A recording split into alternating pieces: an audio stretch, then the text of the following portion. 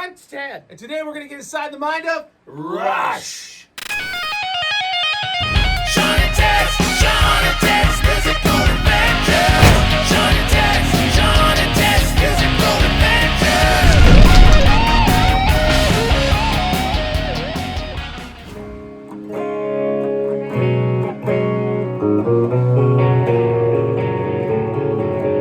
Hey guys, before we get started here behind the mind of Rush, or inside the mind of Rush, please go subscribe, share, like, all that stuff. It really helps us out. It also keeps you in the loop as well. So let's get started.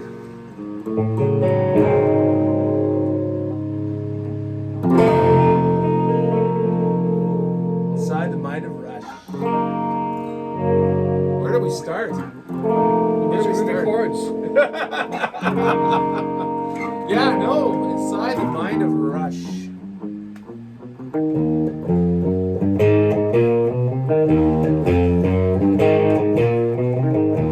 Are these the coolest riffs? They really are. They're the riff monsters. Yeah. They really are. It's a really, I spent time analyzing that band, and if you really listen, it's a combination of very sort of generic, bluesy, major bluesy kind of guitar riffs with super complex rhythm underneath. Well, I think That's how I sum it up. I kind of look at it this way. When they started, they were kind of like a Zeppelin clone band with John Rutsky. Yeah. And they had, all that kind of like,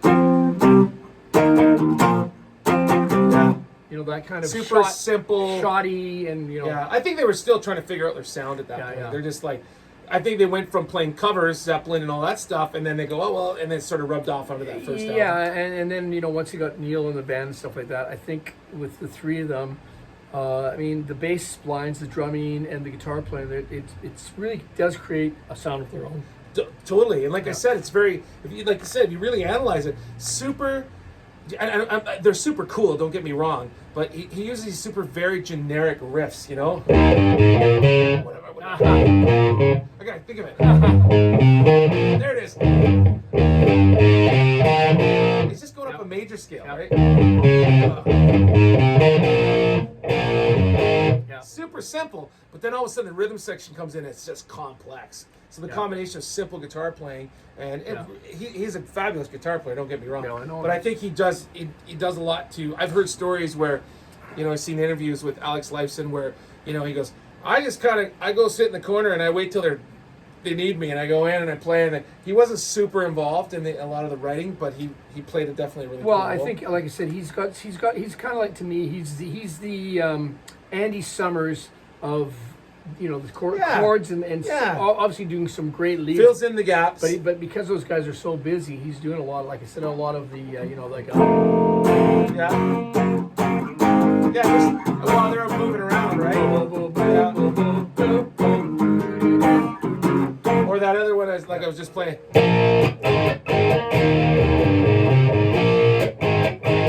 Like super simple stuff, but and then you mentioned Neil Peart coming in.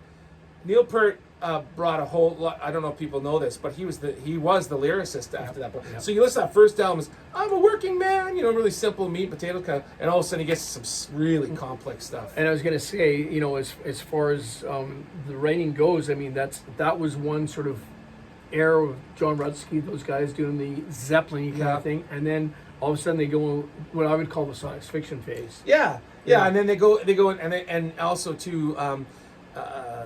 Neil Peart was a big Ayn Rand fan. Yes. So he would try to use those stories and put them into the music, free will and all this. They were actually quite political topics, but they disguised them very well. Trees is another one. And then absolutely. Right? And then, like I said, speaking about that, I'm thinking of their sort of reggae police kind of phase, because I know that a little bit later in the early '80s. Yeah, they got right into sort of that whole police new wave, which I enjoy a lot of that stuff. Yeah, me too. But they those guys have had a career from like nowhere to mega. Yeah, early '70s, and they're one of those few bands. I remember seeing an interview with their manager Ray Daniels, and he said, This is really a good insight inside the mind of Rush. He said, they should have fired me once a decade, but they were so loyal. They're very loyal. Yeah. I think that's what they stuck together for 40 years. And did you mention something about Sarah? You worked with her? Oh, I think her name was Sarah. Sarah Daniels. It was Ray Daniels' daughter. Yeah. And she was an intern at a management company that was managing my band. So it was really cool. We got to have some inside scoop on.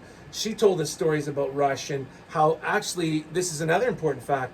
They were very clean living guys, very almost boring. She said the wildest thing they would do is sometimes take the jet and take off somewhere for a day when they weren't supposed to. That's as wild as they got. I've heard even Gene Simmons saying these guys were just so boring. They'd play and then they'd go sit in their hotel rooms and you know. Well, I mean, you know, with moving away to the sort of stuff that Getty liked to do. Getty liked to bases, baseball, and wine. Well, collects wine, loves baseball. I remember a couple times I've talked to friends where they'd see him at a Blue Jays game, and he almost seemed annoyed, you know.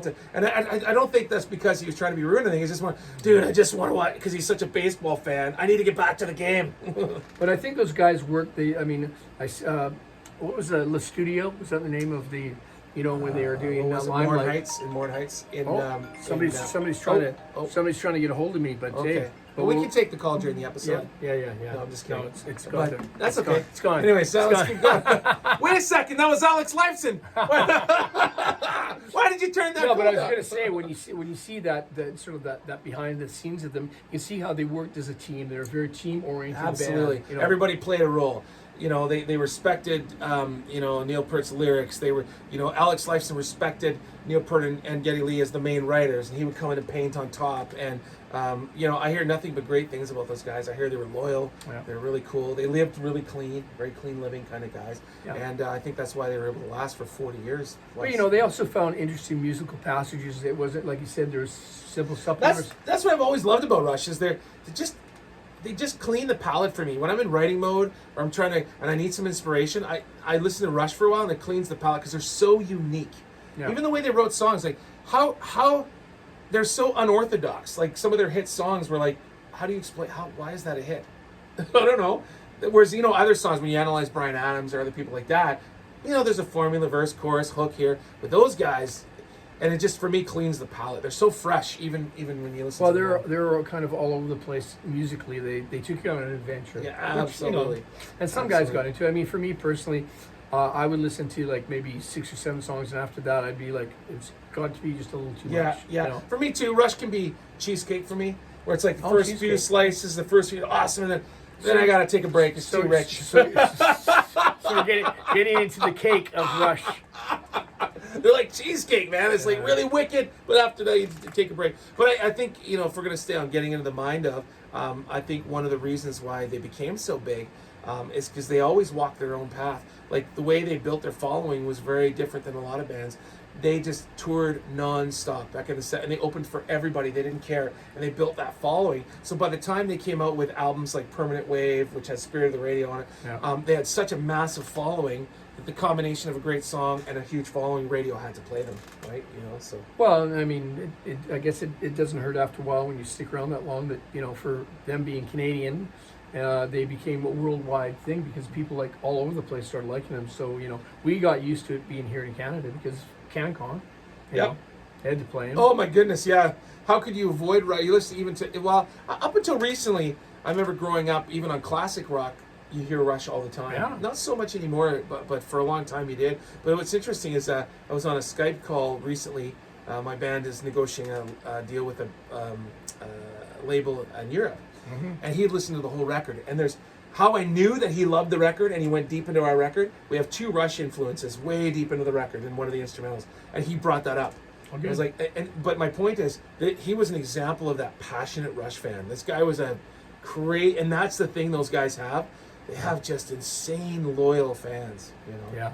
Well, I was going to say, like speaking of that, I mean that's the thing even with Mad Symphony. That's what Dave and Wes, they're complete, sort of prog head kind of guys. So we kind of go into that musical thing, and with the keyboard player and stuff, we can and I think probably any band in Canada that has a bit of that, I'm sure you guys do the same thing. Everybody. I don't think there's one band.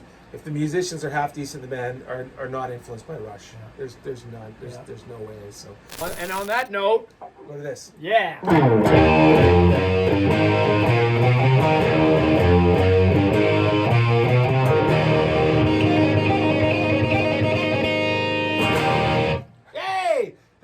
much. That's Sean It's Ted, and Shawn and Ted's musical adventure. We'll see you next time. and remember to like Subscribe and share. and go to our Facebook, Instagram, all that stuff. All that shit. Yeah.